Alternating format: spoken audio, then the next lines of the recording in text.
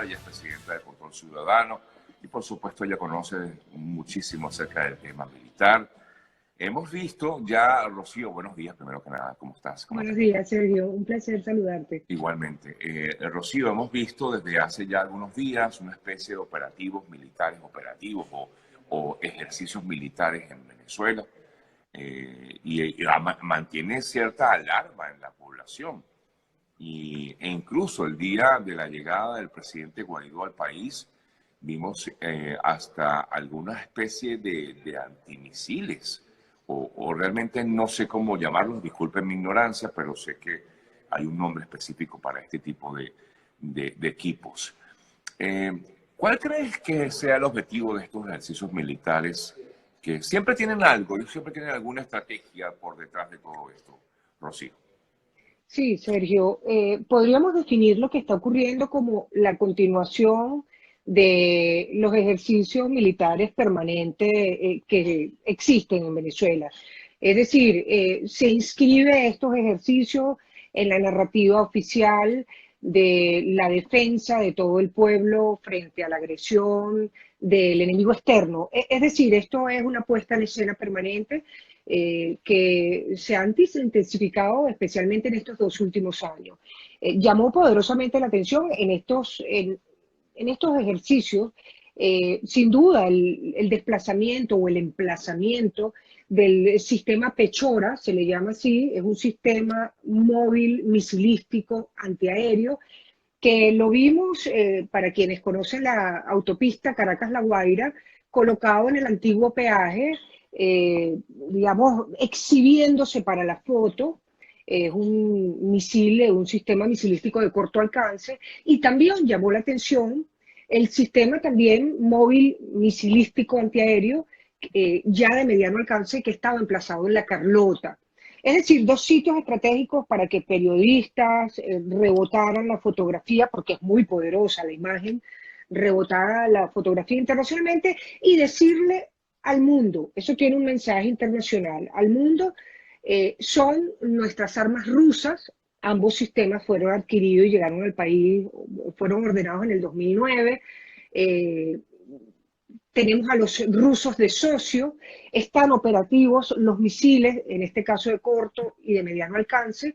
Ya en el último ejercicio el año pasado vimos los de largo alcance, que son el sistema ANTEI, que es de largo alcance y es un sistema muy poderoso, también adquirido en Rusia, y diciéndoles, aquí estamos preparados.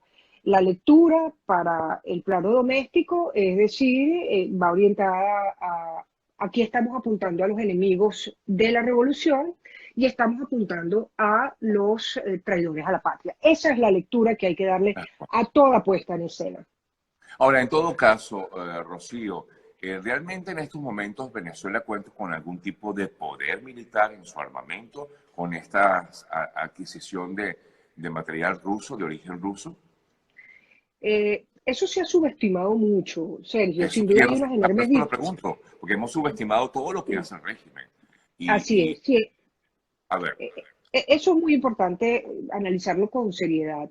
Venezuela tiene un poder disuasivo creíble frente a una hipótesis de conflicto con un adversario o enemigo equivalente. Por supuesto que cuando se plantea una hipótesis de conflicto con un adversario, con una fuerza imperial como Estados Unidos, allí no hay punto de equivalencia. De manera que ¿cuál es la hipótesis para la cual se ha preparado Venezuela históricamente? Históricamente, en los juegos de guerra, en los ejercicios militares, se ha preparado para las hipótesis con sus vecinos o contra sus vecinos. Allí tenemos un sistema importante, tenemos una aviación de combate que, aunque con dificultades por la reposición de repuestos, especialmente de Sukhoi, pero también de los F-16, que es un sistema adquirido en Estados Unidos, ha encontrado dificultades, pero que sí está operativa. Y por supuesto, un elemento disuasivo importante, que es el sistema antimisilístico, sistema misilístico antiaéreo. Yo creo que eso no se debe subestimar, eso es una cuestión que genera respeto. Y, por supuesto, todo el esquema de sistemas de armas, más de 2.000 fusiles Dragunov que se adquirieron en su momento a Rusia, que son los misiles que utilizan los francotiradores, que hacen un terrible daño, especialmente a la población civil en situaciones de conflicto armado. Es decir, yo diría, hay que monitorear esto, es un esquema de cuidado, especialmente por la falta de responsabilidad que hay en el manejo del concepto de conflicto armado por parte de la Revolución Bolivariana. Preocupa el concepto de guerra de todo el pueblo. Preocupa la resistencia armada y defensa de la revolución. Preocupa que se utilicen escudos humanos para la hipótesis de un conflicto armado.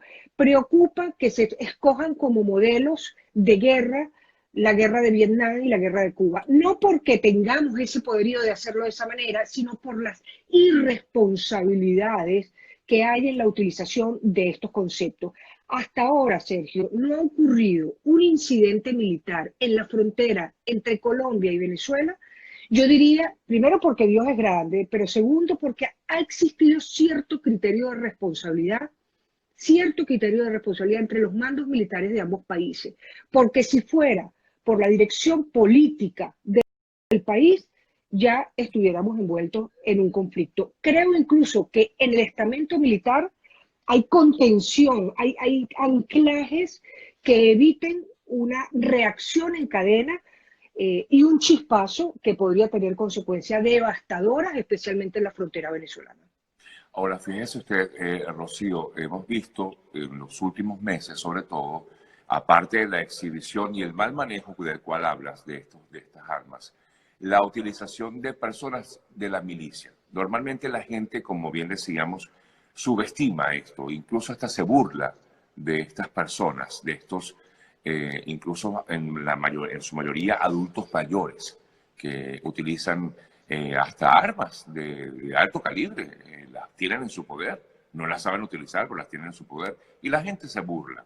Es lógico, el venezolano además es así, pero realmente te pregunto, ¿es para preocuparse, Rocío? Sí, fíjate, las cifras que ha exhibido el chavismo desde el año 2005, cuando nace la milicia, en una primera etapa fue llegar a 1 millón de milicianos y ahora Maduro anuncia que quiere llegar a 4 millones de milicianos.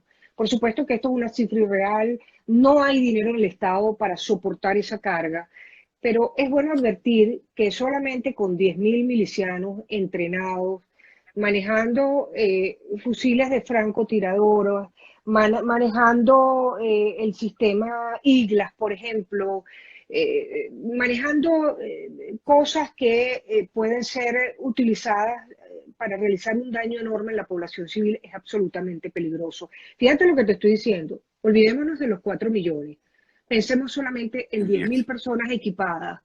Eso sería devastador para la población, porque sobre todo aquí el concepto que se ha dibujado es el del enemigo interno. Es decir, la hipótesis de conflicto en la que se trabaja, al menos narrativamente, es la de acabar con el enemigo interno para entonces poder defenderse frente al enemigo exterior. Y yo no subestimaría eso. Tenemos una reforma a la ley orgánica de la Fuerza Armada Nacional Inconstitucional que acaba de ocurrir hace escasamente 3 semanas, que permite que cualquier persona se meta en la milicia. Es decir, no hay requisito de ingreso. Vamos a ver los adultos mayores, personas a veces que generan burla por parte de muchos venezolanos, personas que se meten en la milicia incluso como vía más rápida para acceder a los programas sociales, pero no subestimemos lo que puede existir en pequeños grupos y células dentro de la Milicia Nacional Bolivariana. Esto es un plan y un desarrollo que especialmente Maduro ha colocado mucha atención. Ha colocado células de milicia a todo lo largo y ancho de las parroquias del territorio nacional. Ya al reformarse esta ley, inconstitucionalmente forman parte de la Fuerza Armada Nacional, pasan a ser el quinto componente y por tanto, muy importante, comienza la transferencia de armas y de municiones a estos cuerpos armados al margen de la ley. Hemos alertado suficientemente al país y al mundo de la gravedad que esto representa, especialmente por la ausencia de control que tiene la propia Fuerza Armada en estos últimos 20 años sobre las municiones y las armas legales del país. Si no han sido capaces de tener control sobre esto, imaginemos este compás en un cuerpo cuyo lema es la defensa de la revolución. No, y como bien decías, el enemigo interno es la misma población, como hemos visto, o como lo se evidenció recientemente en lo que Así, fue la llegada de Guaidó al país, ahí contra quienes fueron, contra los periodistas, básicamente, y contra alguno que otro que esté a favor del equipo de Guaidó como tal. O sea, digamos que, claro, ahí no hubo, gracias a Dios, utilización de armas, pero pudo haber ocurrido algo así. No, no sé, fue como una especie de ejercicio, Rocío. es muy peligroso porque allí se vieron varias cosas que a mí me llaman la atención. En primer lugar, advertimos que se autorizó el ingreso a una zona estéril, se le llama así, de acuerdo a la legislación internacional aeronáutica, los espacios que están vedados en los aeropuertos internacionales para el ingreso de las personas. Se autorizó por parte de la directiva del Aeropuerto Internacional de Maiquetía a la zona estéril de personas no autorizadas sin los procedimientos legales, no solamente para eso, para agredir a pasajeros y para efectuar actos violentos. Eso enciende las alarmas de cualquier aeropuerto internacional. Eso es una cuestión sumamente delicada. Y yo estoy segura que esta situación está ya sobre la mesa de la Internacional de la Aviación Civil, porque lo que sucede en estos casos es que se baja de categoría los aeropuertos, puede perder incluso la condición de aeropuerto internacional y esto termina afectando a los venezolanos. ¿Qué Y tal? aquí hay que hacer un uso responsable porque a veces se señala, es que las sanciones son culpa de la oposición. Aquí, si hay una sanción, si llega a ocurrir una sanción que nos afecta a todos los venezolanos por no poder utilizar Maiquetía como aeropuerto internacional, hay que atribuírselo a la responsabilidad de toda la directiva y plano mayor del Instituto Aeropuerto Internacional de Claro, Maiquetía. Las claro. zonas estériles tienen que preservarse y no puede abrirse una compuerta para que se agredan a pasajeros. No, y Eso, además que ahí no había ningún tipo de, primero, de control, ni tampoco de protección a nadie, no solamente a Guaidó, a nadie. Ahí no había policía aeroportuaria, ustedes vieron, lo pudimos evidenciar todo. Ahí no vimos ni siquiera la Fuerza Armada estaba allí, la Guardia Nacional que normalmente está allí, por lo menos no se vio. Y efectivamente, como tú dices, es una zona estéril que debe ser respetada y no sabía las consecuencias de esto, Rocío. sí, Pueden ser muy graves. hay algo también que es importante hacer notar, porque pone y explica frente a la comunidad internacional la radicalización del discurso político en mandos militares.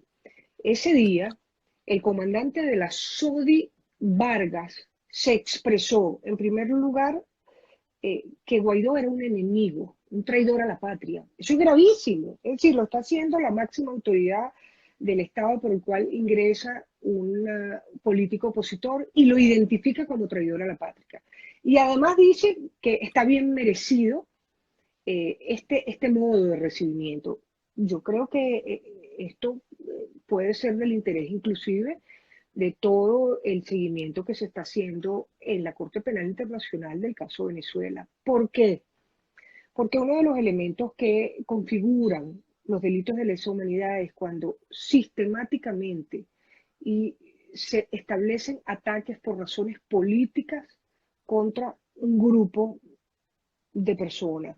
Esto configurado desde quien ejerce la autoridad militar es completamente brutal. Es decir, ya no es expresado desde la terminología política, sino de quien detenta las armas del Estado, a su adversario y legitima los ataques contra esa persona. Eso para mí fue muy llamativo, fue penoso, fue grave y creo que de alguna manera representa otro elemento más de la sistematización y del modo generalizado en el que se está atacando a la población civil en Venezuela por razones políticas.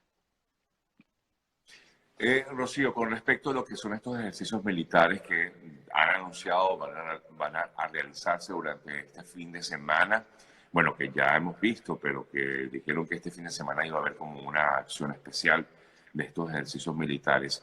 ¿Qué debe hacer el venezolano común, el ciudadano común ante ello, ante lo que está observando? Genera, pues sí, mucho asombro, angustia, preocupación. ¿Qué puede hacer? ¿Qué recomendación le das? Bueno, yo soy una ferviente creyente del concepto de Contraloría Ciudadana. De hecho, la organización en la que trabajamos se llama Control Ciudadano. Yo exhorto primero a la serenidad.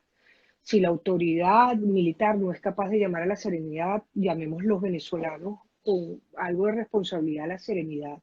No nos alarmemos, yo creo que esto es un abuso cuando no se explica al país de qué se trata, cuando se excede y cuando se utiliza con fines políticos. Primero, no caer en alarma.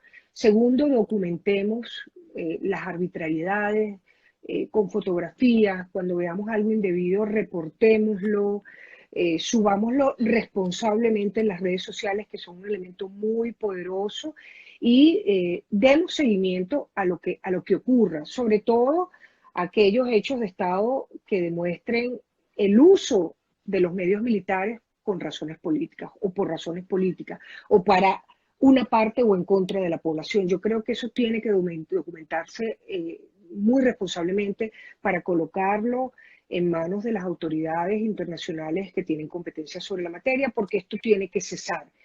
Creo que también tenemos que estar alerta, y eso sería para los sectores más vulnerables, los sectores populares, no se dejen utilizar como escudos humanos. Hay que advertirse a la población que cuando usted convierte su casa en un depósito de armas, usted queda desprotegido por el derecho internacional. Que no le vengan con el cuento de decirle, mire, no, es que usted es más patriota porque esconde aquí arsenales de armas en la hipótesis de un conflicto. No, cuando usted hace eso, pierde la protección que le da el derecho internacional, por una parte. Y en segundo lugar, en Venezuela existe, de acuerdo a la Constitución, el derecho de objeción de conciencia. Es decir, nadie compulsivamente puede ser obligado a pertenecer o participar en labores militares. La Constitución nos otorga el derecho de contribuir a la seguridad nacional como civiles o como militares a nuestra elección, pero no compulsivamente convirtiéndonos en militares. Lo digo porque en muchos espacios y regiones del país se toman poblaciones enteras y se obliga a todos sus ciudadanos a enrolarse temporalmente en estas labores de guerra que, hechas compulsivamente, son violatorias de la Constitución, pero también de los tratados del derecho internacional humanitario o derecho de los conflictos armados. Una última consulta, Rocío. Comenzamos, amigas, amigos, con Rocío San Miguel, presidenta de Control Ciudadano. Digamos, ante todo esto que pues efectivamente se ve que no es nada transparente, ¿hay en el seno de la Fuerza Armada algún grupo que vea esto de manera incómoda?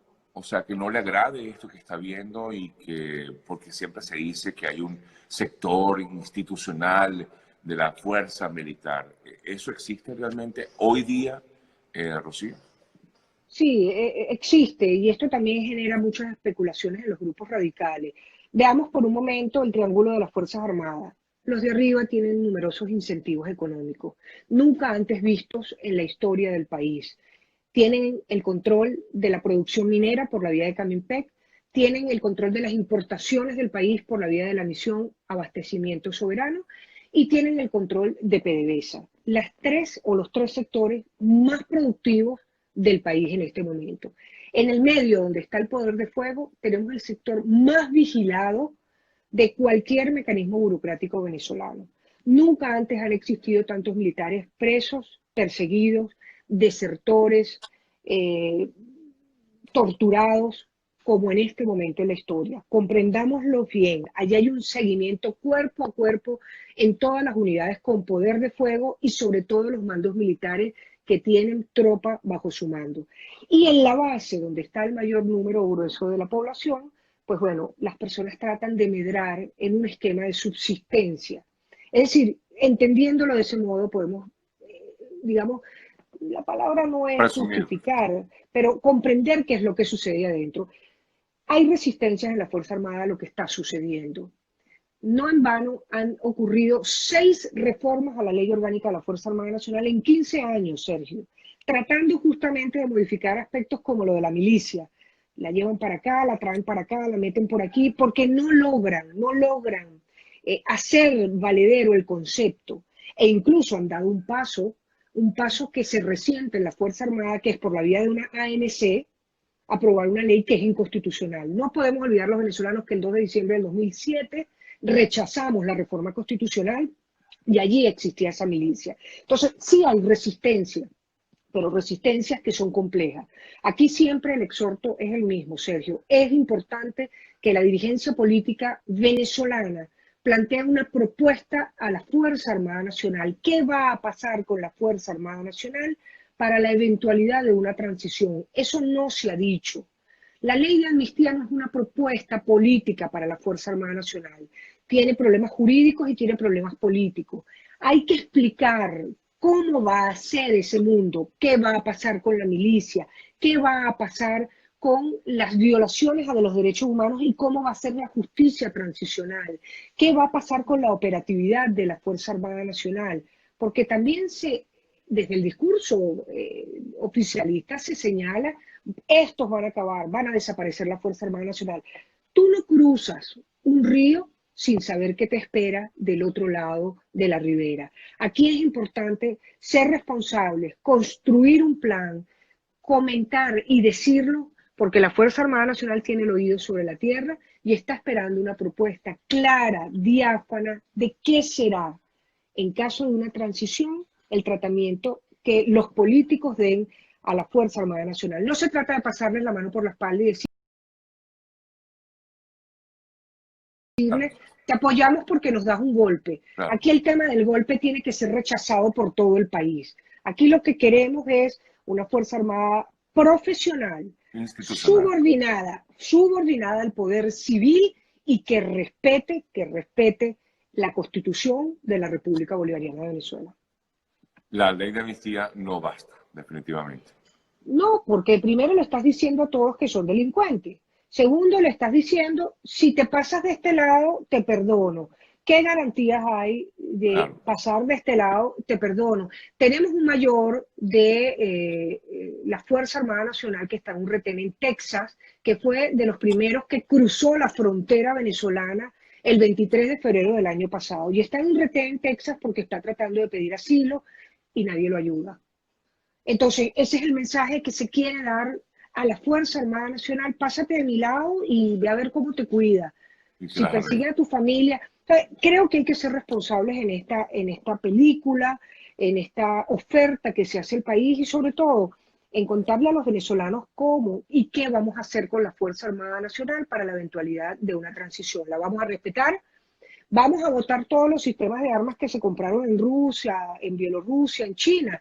Yo creo que hay que ser serios con esto. Una de las fuentes de orgullo militar más importantes que existe para cualquier efectivo en Estados Unidos, Rusia, China, España, Argentina o Venezuela es la operatividad, es la profesionalización. Entonces hay que ser serios con la oferta que se haga a una Fuerza Armada Nacional y eso está pendiente como asignatura en Venezuela. Los presidentes con baja popularidad no siempre salen del poder. Ahí están los hechos de Mugabe en Zimbabue y cómo la Fuerza Armada Nacional lo sostiene en el poder. Los presidentes con profundas crisis económicas no siempre salen del poder. Tienen que darse una conjunción de elementos entre los cuales quiero destacar una oferta seria, propositiva, clara, de largo alcance al estamento, uno de los más importantes que existe en el país, que es la Fuerza Armada Nacional. Excelente. Gracias, Rocío, por tus comentarios, como siempre, por habernos atendido en la mañana de hoy.